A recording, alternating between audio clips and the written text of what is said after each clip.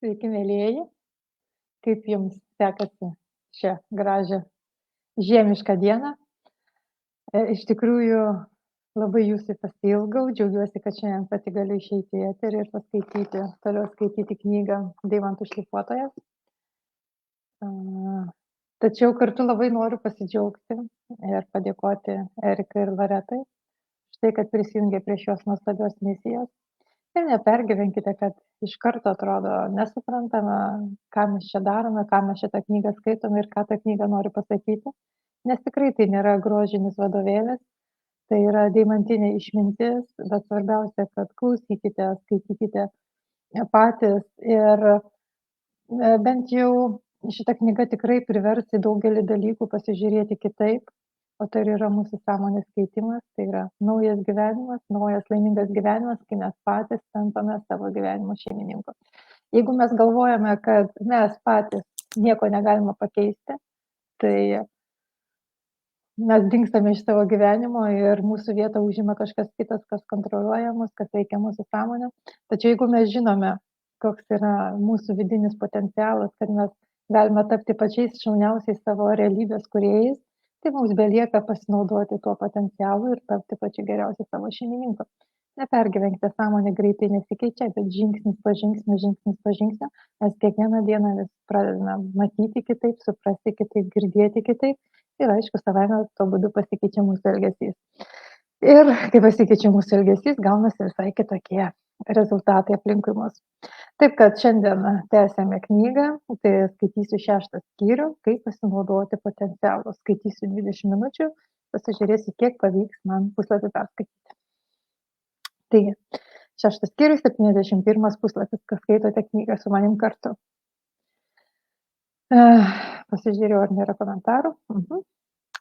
Taigi, dabar jau turime visas dėlionės dalis, viską, ką reikia žinoti, kad galėtume panaudoti gilias senovės Tibeto žinias savo gyvenime ir veikloje. Turime tik viską susijęti tarpusavyje. Jau pamatėme, kad viskas turi paslėptą potencialą, kad kiekvieną daiktą ar reiškinį galime vertinti skirtingai. Ne vienas sutiktas žmogus nėra savaime iš prigimties nemalonus, nes visada galime rasti kitą žmogų, kuriam jis atrodys žavus, kad ir koks jis mums atrodytų. Šis vertinimas kyla ne iš jo paties. Taigi, iš kur jis kyla? Akivaizdu, kad iš mūsų pačių proto. Bet ar galima tiesiog nuspręsti, kad jei viskas kyla iš mūsų pačių proto, mes viską, kas mums nutinka blogo, galime nuspręsti vertinti gerai? Ar kiekvienas blogas sandoris yra tuo pat metu geras sandoris? Akivaizdu, kad taip neveikia. Negalite nusipirkti namo ar išleisti vaikų į koledžą vien tik to panorėję. Akivaizdu, kad viskas, kas verčia mus matyti dalykus vienaip ar kitaip, daro tai ne mūsų valia. Tai yra viskas, kas verčia mus matyti kažką gero ar blogo, iš tikrųjų priverčia matyti taip, kaip matome. Tai yra aukščiausia filosofija, nepergyvenkite, einam toliau. Prie to prisideda jau minėti įspaudai mūsų sąmonėje, apie kuriuos kalbėjome anksčiau, o budistinės išminties menas pakeisti juos savo naudai. Norėdami tai padaryti, turime žinoti, kaip tie įspaudai veikia. Kad būtų aiškiau, grįžkime prie paties deimantų šlifuotojo, tai prie tos pirmosios deimantų šlifuotojo sutros. Tada nugalėtojas tarė: o sulputi, ką manai? Įsivaizduokite, kad koks nors kilmingos šeimos sūnus ar dukra paimtų visas.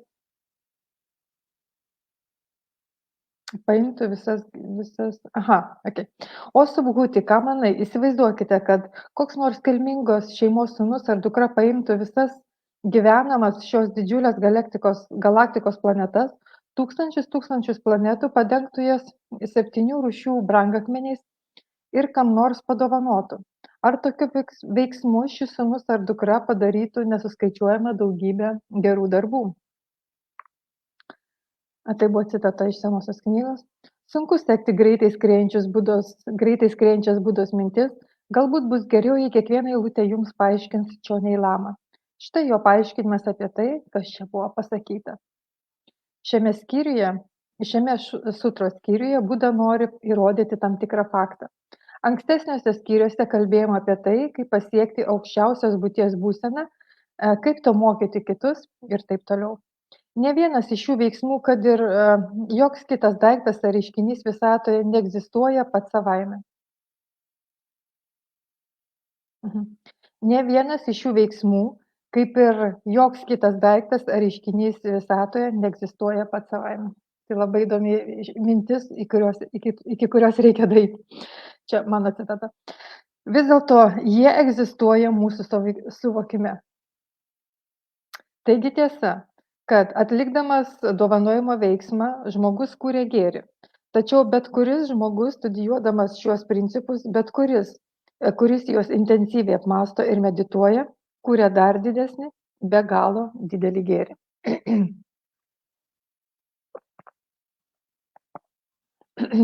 Norėdamas perteikti šią mintį, nugalėtojas užduoda Subhučiui klausimą, prasidedantį tokiais žodžiais. Ką manai? Įsivaizduokite, kad koks nors kilmingos šeimos sūnus ar dukra paimtų visas gyvenamas šios didžiulės galaktikos planetas, tūkstančius planetų. Ši galaktika paminėta aukščiau suvokimo lobyno.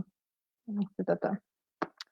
Tai, ką mes vadiname pirmosios eilės galaktika, yra 1000 apgyvendintų planetų, kiekvieną jų sudaro 4 žemynai, su centrinė kalnų sistema ir ypatingos būtybės vienoje karalystėje, kurios viršūnėje tyrasis pasaulis, 1000 tokių galaktikų vadiname antrosios eilės galaktika ir 1000 iš jų tada sudaro trečiosios eilės galaktiką.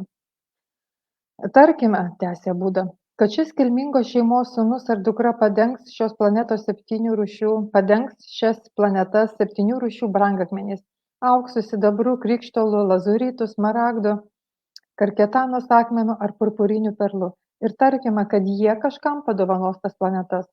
Ar tokiu poelgiu, tokia dovana, jie sukurs nesuskaičiuojama daugybę gerų darbų? Grįžkime prie deimanto šlifuotojo. Ir Subhutis atsakė, o nugalėtojau, tai būtų nesuskaičiuojama daugybė gerų darbų. Taip, nugalėtojau daugybė gerų darbų. Tokiu savo poelgiu šis kilmingas šeimos sūnus ar dukra iš tiesų sukurtų daugybę gerų darbų. Ir kodėl taip atsitiktų? Nes, o nugalėtojau, tie nesuskaičiuojami geri darbai būtų tie patys geri darbai, kurie niekada negalėtų egzistuoti. Būtent dėl šios priežasties Tanhata kalba apie nesuskaičiuojamą daugybę gerų darbų. Šią eilutę taip pat aiškina Čionei Lama. Subhutis atsako, tai būtų nesuskaičiuojama daugybė gerų darbų. Ir ši nesuskaičiuojama daugybė gerų darbų mums egzistuotų tik mūsų suvokime. Ir tik tokiu būdu, kaip egzistuoja sapnas ar iliuzija, tie nesuvokiami geri darbai būtų tie patys geri darbai, kurie savaime niekada negalėtų egzistuoti. Ir tie patys Tanhatos kalba apie nesuskaičiuojamą daugybę gerų darbų, tokia pačia nominalia prasme suteikdami jiems vardą.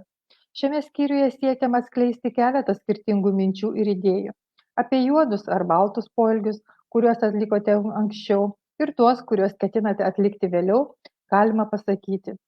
Tie, kurie buvo praeityje, jau baigėsi, o tie, kurie bus ateityje, dar tik prasidės. Todėl jie neegzistuoja. Tačiau taip pat turėtume sutikti, kad bendresnė prasme jie egzistuoja. Ir turėtume sutikti, kad jie yra susiję su juos padariusio žmogaus sąmonės srautu ir kad jie sukelia tam žmogui atitinkamas pasekmes. Šie ir kiti sudėtingi klausimai keliami pirmiau pateiktame tekste. Deimantų šlifuotojas tęsė.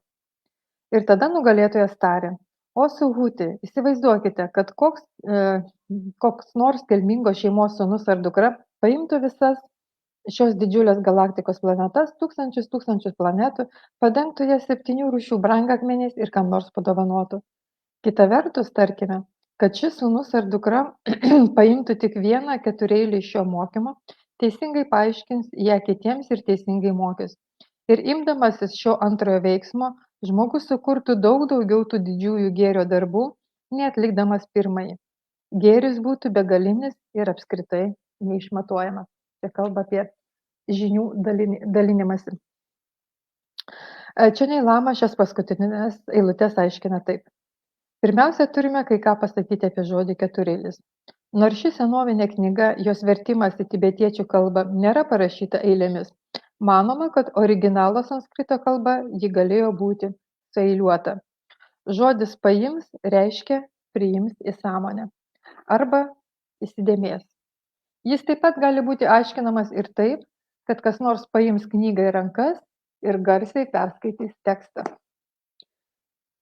Frazė teisingai paaiškins reiškia, kad reikia tinkamai ištarti knygos žodžius ir gerai juos paaiškinti. Frazė teisingai mokys reiškia, kad reikia tinkamai išmokti sutros prasme, o tai juk ir yra svarbiausia. Taip? Dabar tarkime, kad kas nors paėmė šią senovinę knygą ir su ja darė kitus minėtus dalykus, užuot atlikęs anksčiau minėtus kitus gerus darbus. Toks žmogus sukurtų daugybę gerų darbų, kurie būtų dar labiau begaliniai ar apskritai neišmatuojami.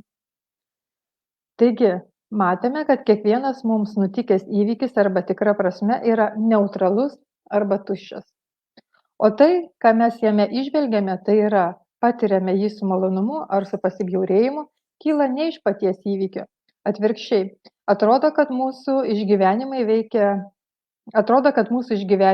veikiau kyla mumise ir akivaizdu, kad mes negalime jų tuo metu sukontroliuoti. Čia įslypi sąmonės įspaudų paslaptis. Jie įspaudžiami į protą taip, kaip jau anksčiau aprašėme. Pro mūsų pačių sąmoningumo vartus, kai darome ką nors, kad padėtume kitiems, kitam ar jam pakenktumėte.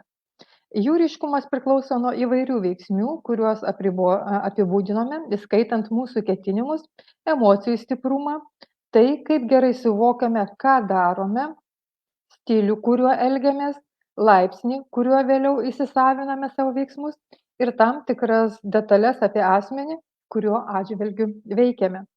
Žmogų, kuriam labai reikia pagalbos, kuris mums labai padėjo, arba žmogų, kuris pasižymi išskirtinėmis asmeninėmis savybėmis.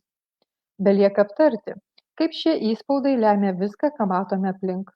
Pasak senovės budizmo knygų, mūsų proto vaizdo kamera arba fotoaparatas per vieną pirštų spragtelėjimą įrašo apie 65 atskirus vaizdus arba palieka įspaudus. Galima sakyti, šie įspaudai patenka į mūsų pasąmonę. Čia jie išlieka dienas, metus ar dešimtmečius, pasikartodami kas milisekundę ir atskiros proto išsaugotos akimirkos mirksi ir išnyksta, judėdamos iš eilės tarsi filmo kadrai, suteikdami mums tęstinumo iliuziją. Tarsi sėklos gamtos pasaulyje, sėklos proto sraute auga ir po to, kai jos buvo pasodintos, kaip ir gamtoje, jos auga eksponentiškai, reiškia, buvo maža sėkla ir jinai didėja. Pirmąją mėnesio dieną palikus sąmonės įspaudą, antrąją jis jau padvigubėja, trečiąją padvigubėja 4-gubai, o 5-ąją 16 kartų. Štat, kaip sakoma, ką pasėsi, tą ir pjausi, bet pasėsi mažą sėklą, o jinai užaugs tau didelį derlių. Todėl labai atsakingai reikia žiūrėti, ką mes elgiamės vienu ar kitų žmonių atžvilgiu.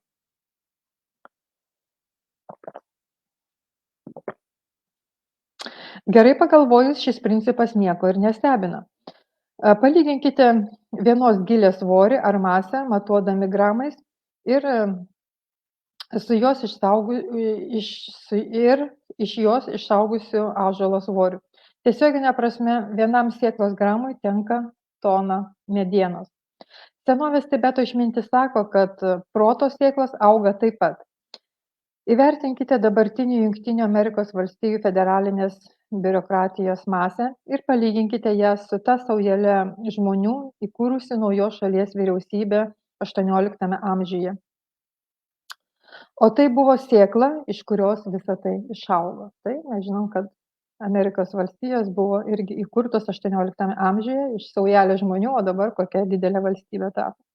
Arba prisiminkite pirmąją akimirką vaikystėje, kai supratote pinigų reikšmę. Ir pamatysite, kiek pastarųjų jūsų gyvenimo dešimtmečių minčių ar pastangų nuėjo ją siekiant. Kalbama apie idėją, kurią tibetiečiai vadina Kinen Chantro. Didelė pelno galimybė ir didelė nuostolių rizika yra visada kartu. Net labai menki ir neatsargūs veiksmai kitų atžvilgių, dar kartą perskaitysiu, net labai menki ar neatsargūs veiksmai kitų žmonių atžvilgių mūsų sąmonėje pasėja sėklas, kurios sudygusios gali išaugti į visą apimančius išgyvenimus. Tai yra sukurs mūsų naują realybę. Kaip šios sėklos dygsta? Kokios taisyklės čia galioja? Mūsų protas tai milžiniška tūkstančių sąmonės įspaudų saugykla. Jie išsirikiavę į eilę pakilti tarsi lėktuvai ant oro uosto pakilimo tako. Gilesni įspaudai pagal anksčiau minėtus principus pradeda kilti pirmieji, o silpnesni gerokai atsilieka, tačiau kiekvieną minutę praleistą ant sąmonės pakilimo tako jie kaupia energiją skrydžiui. Kiekvieną kartą, kai atliekama veiksmą, paliekanti stipresnį įspaudą nei vienas iš esamų, šis įspaudas pakyla eilėje anksčiau, tarsi lėktuvas, kurį skrydžio valdymo bokštas iškvietė kilti anksčiau už kitus. Ir kai įspaudo lėktuvas pakyla, tai yra, kai vaizdinys mintise buvo vaizdinys, pasiekia mūsų sąmonę, jis nuspalvina, o gal net nulemia visą mūsų suvokimą apie bet kurį tuo metu vykstantį įvykį. Štai prieš jūsų akis iškyla 4 judantis kūno spalvos cilindrai, pritvirtinti prie didelės talpos ir sąmonėje atsiranda įspaudas reikalaujantis identifikuoti šiuos naujus duomenis kaip žmogų. Kaip įdomu, ne? 4 cilindrai rankos kojos. Talpos viršuje kiaušinio formos figūroje atsiranda rožinės spalvos ovali struktūra. Greitai šios ovalo formos viduje pasirodo cilindro formos raudona blizganti figūra, kuri ima svyruoti pirmyn ir atgal, aukštyn ir žemyn. Decibelų lygis cilindro aplinkoje ima sparčiai keistis kartu su tam tikrų būdų sudėliotais balsiais ir priebalsėmis. Tuo pat metu į sąmonę prasismelkia neigiamas praėjusių dienų įspaudas, reikalaujantis, kad šiuos naujus duomenis interpretuotumėte kaip viršininką, kuris ant manęs šaukia ir taip toliau. Egzistuoja 4 taisyklės, kurios lemia, kaip praeities įspaudai suveši protuose ir priverčia jus suvokti aplinką vienaip, o ne kitaip. Pirmas. Bendras įspaudo primetamos patirties turinys turi atitikti bendrą pirminio įspaudo turinį. Skaitom, ką tai reiškia. Kitaip tariant, dėl neigiamo veiksmo, kuriuo įskaudinote kitą žmogų, įskaudina kitą žmogų, ne? Veiksmas. Jūsų sąmonė įsirėžęs įspaudas gali priversti jūs suvokti panašią patirtį kaip nemalonę. Įskaudiname žmogų ir mūsų sąmonė įsirašė, liko įspaudas, kad kažkas tai vyko nemalonaus, ne? Nemaloni emocija. O įspaudas, kurį palieka koks nors teigiamas veiksmas, atliktas siekiant padėti kitam žmogui, gali priversti jūs suvokti tokią patirtį kaip malonę. Tai čia kaip mes įvertiname iškilusią situaciją. Paprasčiau tariant, neigiamas veiksmas gali lemti tik neigiamus rezultatus. Ta prasme, jeigu mes pasėjame piktžolės sėklas, tai iš jos išaugs piktžolės, o ne rožės. Paprasčiau tariant, neigiamas veiksmas gali lemti tik neigiamus rezultatus, o teigiamas tik teigiamus.